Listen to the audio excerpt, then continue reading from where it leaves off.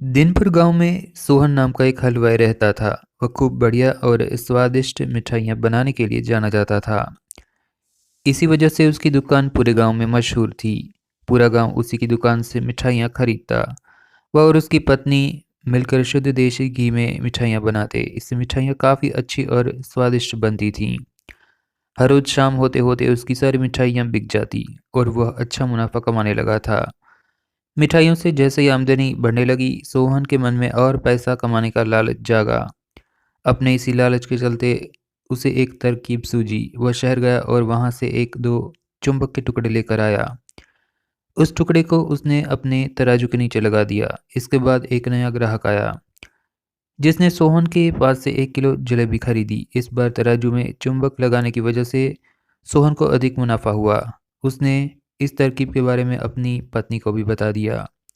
लेकिन उसकी पत्नी को सोहन की यह चालाकी बिल्कुल अच्छी नहीं लगी। उसने सोहन को समझाया कि उसे अपने ग्राहकों के साथ इस तरह की धोखेबाजी नहीं करनी चाहिए। लेकिन सोहन ने अपनी पत्नी की बात बिल्कुल नहीं सुनी। वो हर रोज़ तराजू के नीचे चुंबक लगाकर अपने ग्राहकों को धोखा देने लगा। इससे उसका मुनाफा बढ़कर कई गुना अधिक हो गया। इससे सोहन को काफ़ी खुशी हुई। एक दिन सोहन की दुकान पर रवि नाम का एक नया लड़का आया। उसने सोहन से 2 किलो जलेबी खरीदी। सोहन ने इसे भी चुंबक लगे तराजू से तोलकर जलेबी दे दी। रवि ने जैसे ही जलेबी उठाई, उसे लगा कि जलेबी का वजन 2 किलो से काफ़ी कम है।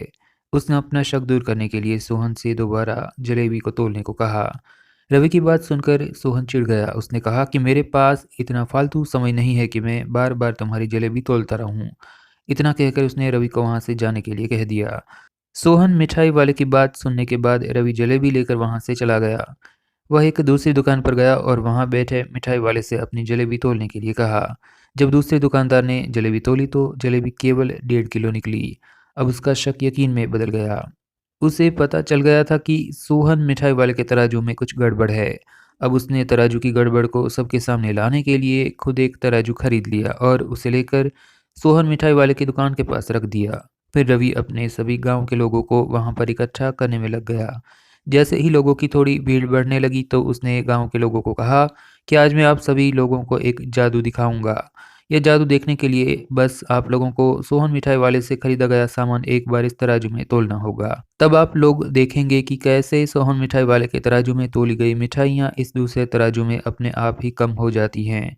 कुछ देर बाद 1-2 लोग मिठाई लेकर रवि के पास पहुंचे तो उसने ऐसा करके भी दिखाया। इसके बाद सोहन के दुकान से जिसने भी मिठाई खरीदी थी, सभी ने रवि के तराजू में तोल कर देखा तो सबकी मिठाइयाँ 250 ग्राम से लेकर आधा किलो तक कम निकली। यह सब देखकर लोग काफ़ी चौंक गए। अपनी दुकान के पास ही यह सब होता देख सोहन मिठाई वाला रवि से झगड़ने लगा। उसने लोगों को बताया कि यह रवि सब नाटक कर रहा है। अपनी बात को सही साबित करने के लिए रवि सीधे सोहन मिठाई वाले का तराजू लेकर आया और तराजू में लगा चुंबक निकाल कर सबको दिखा दिया। यह सब देखकर गांव वालों को बहुत गुस्सा आया। सबने मिलकर उस लालची मिठाई वाले को खूब मारा। अब उस लालची मिठाई वाले को अपने लालच और उसके कारण की गई गलत हरकतों पर पछतावा होने लगा था। उसने अपने गांव के सभी लोगों से माफ़ी मांगी और वादा भी किया कि भविष्य में वह ऐसी कोई हरकत या जालसाजी नहीं करेगा।